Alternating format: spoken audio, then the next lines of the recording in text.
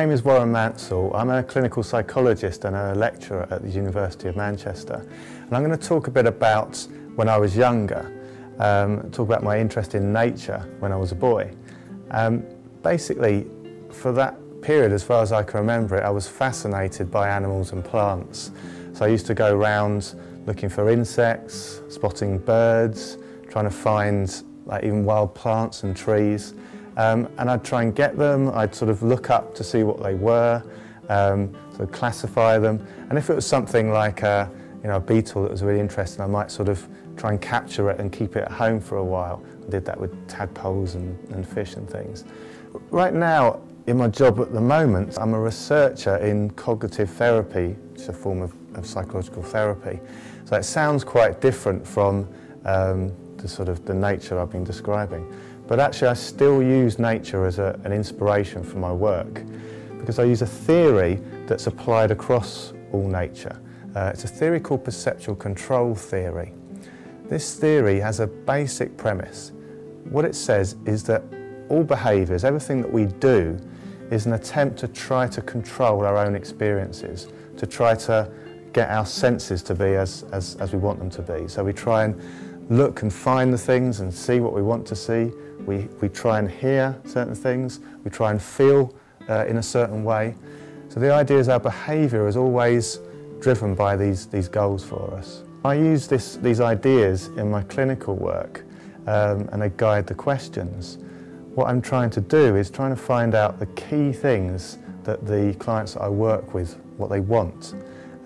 Because once you manage that, once you sort of simplify all the different behaviours that you see that people are doing and work out the key things that they want, it really helps you to understand people better. One classic example is that people will do all kinds of things to try not to feel anxious. But when you work out that's their goal, you can really progress in therapy, trying to understand their lives and their world and how they're managing it. So going back to nature again, one thing that I do is my wife and I keep 2 pet rats at home. One of the rats is called Phoebe and one of the rats is called Remy. Now Remy is an albino rat. She's white, but she's just got pink eyes.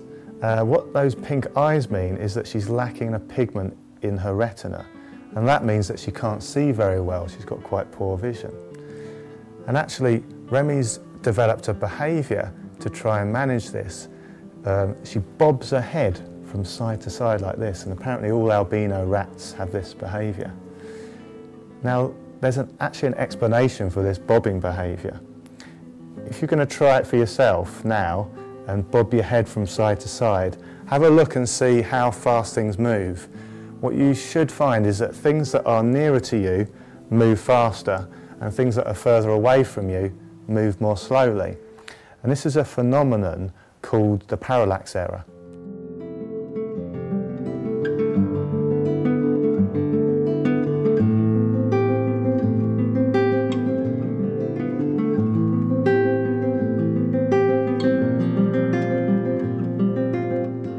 And what it means is when you do this, you actually get much better 3D vision by bobbing your head from side to side.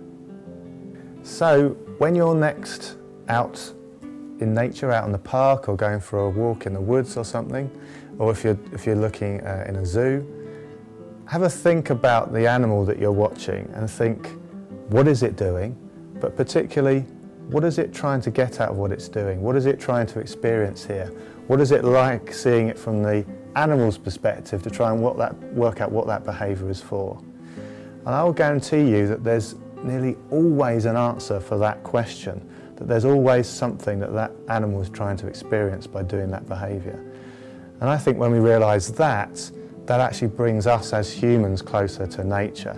It helps us to realise that animals are other beings. They've got goals and intentions, and some of those goals they actually share with the rest of us, with humans. And I think that is something really powerful to know about our connection with nature.